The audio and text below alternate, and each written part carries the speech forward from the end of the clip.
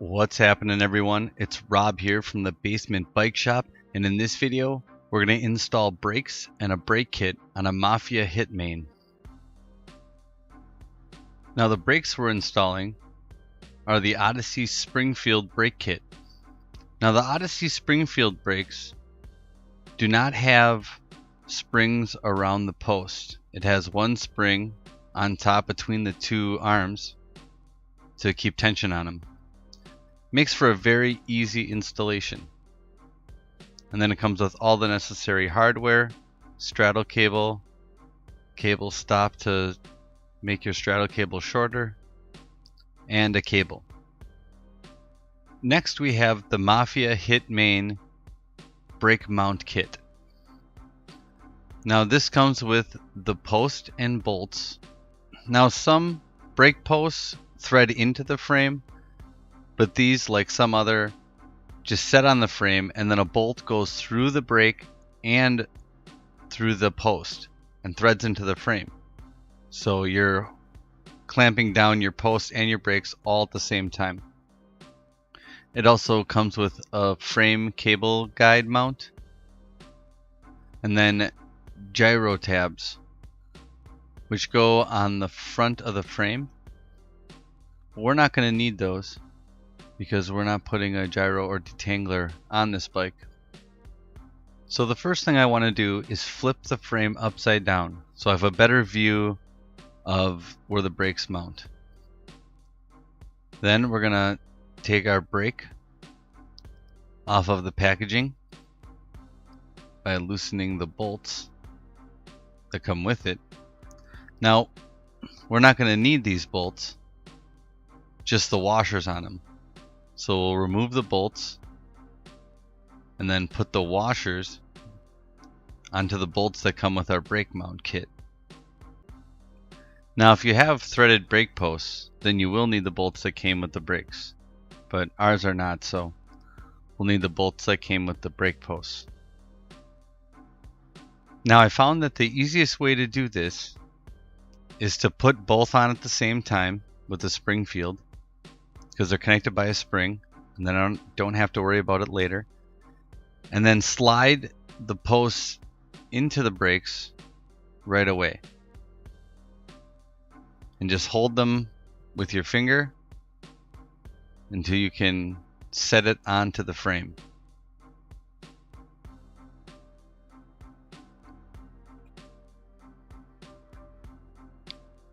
And then put in one bolt and just get the thread started so you know it's lined up, and then go ahead and put in the bolt on the other side. And it has the washer on the bolt. Don't forget the washer or your brake won't move freely. And then we're just going to tighten them down all the way right away. Because there's no coil spring or linear spring around the brake post, we don't have to worry about setting tension this way. This is one thing I like about the Odyssey Springfield brake. Next we're going to set the brake pads. Now with the Odyssey Ghost brake pads that come with the Odyssey Springfield brakes, they are directional. There's an arrow on them pointed to the way of rotation. So make sure the arrow is pointing in the direction that the tire rotates when the bike is moving forward. In our case, it's up. Now there's a trick to setting brake pads. What I do is I use a crescent wrench to hold the brake pad when I tighten it with the Allen wrench. Now I push the brake all the way against the rim, make sure it's exactly hitting where I want it to, and then I tighten it down. And then do the same for the other side. Next we'll mount the cable guide. Now this goes on the frame where you see the cable guide mount. It might be more back or more forward on other frames. And one of the holes is threaded and one of them is not. So you put the peg through the non-threaded hole and tighten down the screw that goes in the other one. After that, I'm going to flip the bike back right side up again. And I want to keep it on the ground to set the angle of my lever. Now with some brake levers, you have to remove your grip. But with this one, you don't. I'll make a video later showing you how to remove a grip for that type of lever.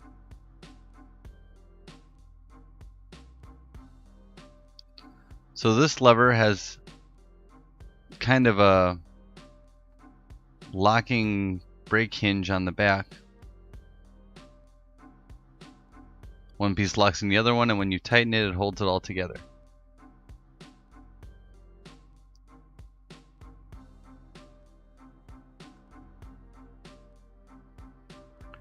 And then we're going to tighten that down.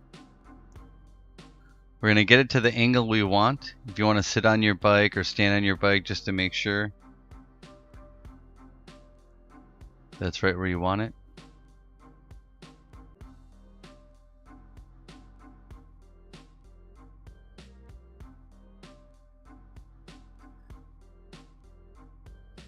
And then tighten it down. Now, I found that with a lever, I don't want to tighten it down as much as I do the other bolts on my bike. I end up snapping the hinge piece or something.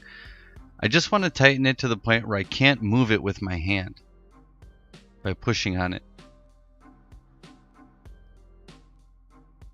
So give it a couple turns. Try moving it. If it doesn't move, then it's good. Next, I'm going to put my bike in my bike stand. Now, if you don't have a bike stand, don't worry. You can do this while it's just sitting on the ground. But if you do, and you have one of these short C-posts, you have to take the C-post out. And I keep a longer C-post around just for clamping in my bike stand. I'm going to put that in. Now it's time to run our cable. So we have our cable and our black housing. And then we have an extra ferrule for after we cut the housing. And a cable crimp so it doesn't fray. The first thing we're going to do is pull the cable out of the housing. And then we'll measure and cut our housing. Now, most frame mount brake kits come with an adjustment barrel to go in your cable guide, but this one did not, so I just put one in. And then the next thing we're going to do is put our cable housing in the adjustment barrel on the frame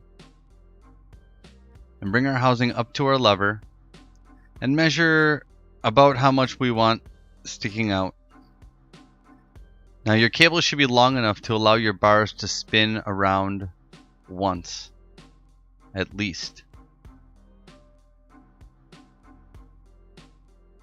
And I think that's going to work for us.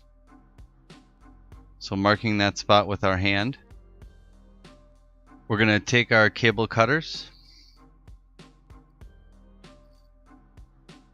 and cut the housing to that length.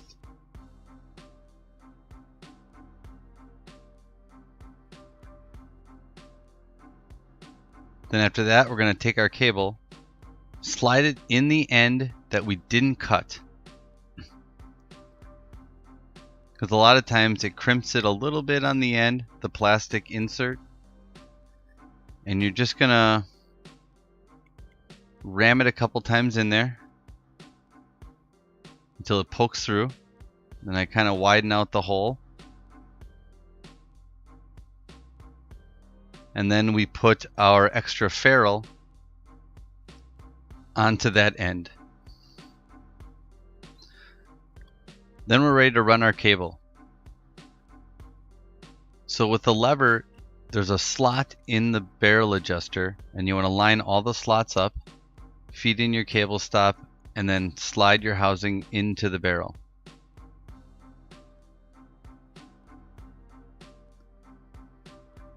Then slide your cable into the barrel on the frame and pull it until the housing locks into the barrel. And then we want to put a cable strap on the frame in the front. Now if you don't have a cable strap, a big zip strip works just fine. I'm just going to pull it tight, cut off the excess, and then make it point down so that my legs don't hit it. Then we're going to work on our straddle cable. So we have a cable stop in case our straddle cable is too long, which it is. So we're going to cut one end off of it. Then we're going to take our straddle cable holder mount thing that connects your straddle cable to your regular cable, and I'm going to move it close to the frame, just a little bit off the frame to give me some pull length. Now before you measure and tighten this down, make sure that both ends of your cable housing are in the barrel adjusters all the way and the cable is pulled tight. Then tighten it down, cut off the excess, and now we're ready to work on our straddle cable.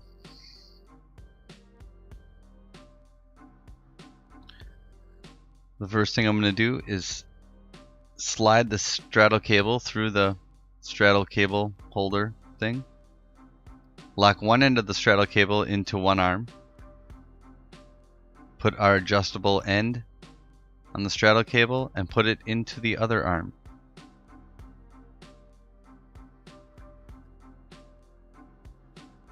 Now I'm just gonna pull it so that my brake pads are about 3/4 of an inch off my rim. And then I'm gonna tighten it down. And I do that because I have all of my barrel adjusters in all the way. And that way I can pull it a little bit closer when I want to. If you want, you can put all your barrel adjusters out like halfway and then tighten down your cable stop with your brake pads hitting your rim, and then you could just back it off to where you want it if that's simpler for you. Alright, so I snugged it up with the Allen wrench, and then I'm just going to double check to make sure that my measurement is good. And then I'll put a wrench on one side and my Allen wrench on the other, and I'll tighten it down all the way.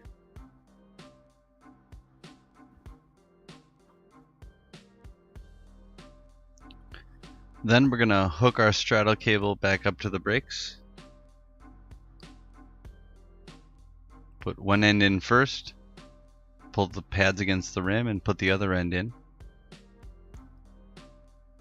And then give the brakes a test.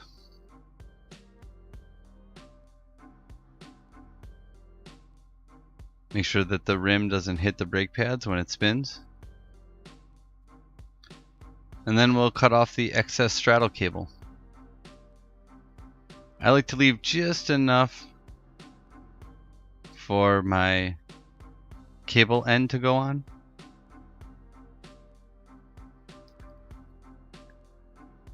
It twists the strands back together so that it can slide over all of them. And this will keep it from fraying, scratching up your leg. And then I just put 2 crimps in it.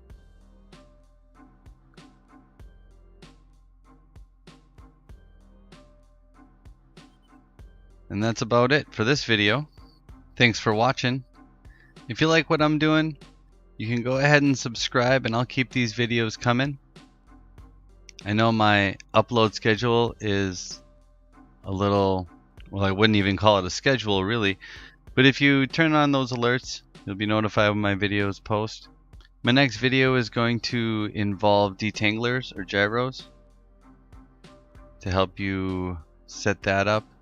If you have any questions or suggestions for future videos, You can comment below or you can send me an email.